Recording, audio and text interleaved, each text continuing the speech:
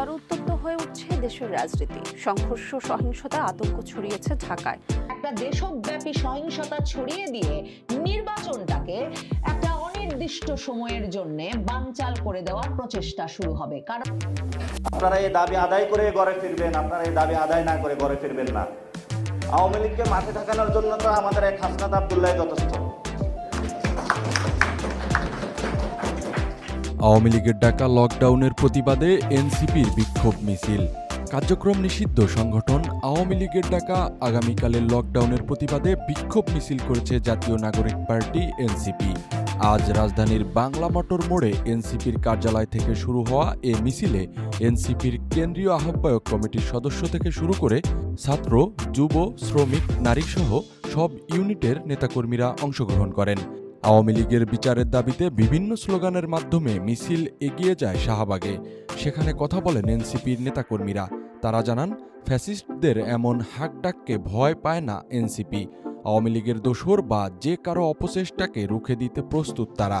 এনসিপির পক্ষ থেকে বলা হয়, জুলাই যোদ্ধাদের ভয় দেখিয়ে মাথাচাড়া দিয়ে উঠতে পারবে না কেউ, পারবে না দেশে বিশৃঙ্খলা সৃষ্টি করতে। এদিকে নিষিদ্ধ সংগঠন আওয়ামী লীগ ঘোষিত লকডাউন কর্মসূচিকে কেন্দ্র করে সর্বোচ্চ সতর্ক অবস্থানে রয়েছে পুলিশ।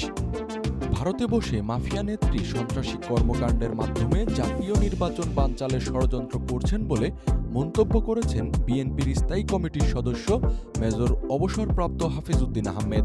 তিনি বলেন, ভারতে বসে মাফিয়া নেত্রী নির্বাচন বাধাগ্রস্ত করার জন্য আগামী দিনে অনেক সন্ত্রাসী কার্যক্রম পরিচালনা করবেন। এদের কোনো দেশ নেই, দেশপ্রেম নেই। এরা ক্ষমতা, মানি লন্ডারিং, গুম, খুন ছাড়া আর কিছুই বোঝে না।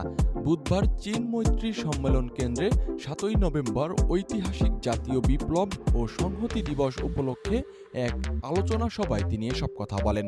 এ সময় তিনি বলেন, আজকের এই দিনে এখানে সব রাজনৈতিক দলের প্রতিনিধিরা উপস্থিত আছেন। আশা করি আমরা সবাই এই মাফিয়া নেত্রী আওয়ামী লীগের দুঃশাসনকে প্রতিরোধ করার জন্য ঐক্যবদ্ধভাবে রাজপথে সংগ্রাম করব। হাফিজ বলেন, ১৯৭৫ সালের ৭ই নভেম্বর ছিল জাতির জীবনে গুরুত্বপূর্ণ এক মাইলফলক। এদিন সিপাহী জনগণের ইচ্ছায় শহীদ প্রেসিডেন্ট জিয়াউর রহমান এদেশের রাষ্ট্র পরিচালনার দায়িত্ব গ্রহণ করেন। আওয়ামী লীগকে মাঠে ঠেকানোর জন্য তো আমাদের এক হাসনাত আব্দুল্লাহ যথেষ্ট। আওয়ামী লীগকে ঠেকাতে এক হাসনাত আব্দুল্লাহ যথেষ্ট।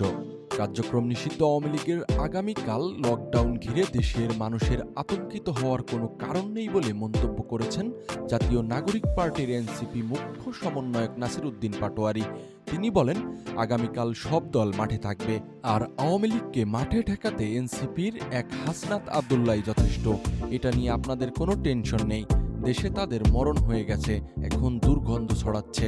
বুধবার বিকালে ঢাকা রিপোর্টার্স ইউনিটে ন্যাশনাল হেলথ অ্যালায়েন্স, স্বাস্থ্য পেশাজীবী ও শিক্ষার্থীদের এক যৌথ মঞ্চের আত্মপ্রকাশ অনুষ্ঠানে এসব কথা বলেন তিনি।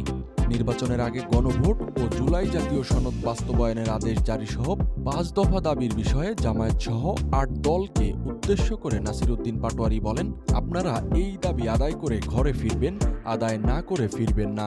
গণভোট বাংলাদেশে হতেই হবে।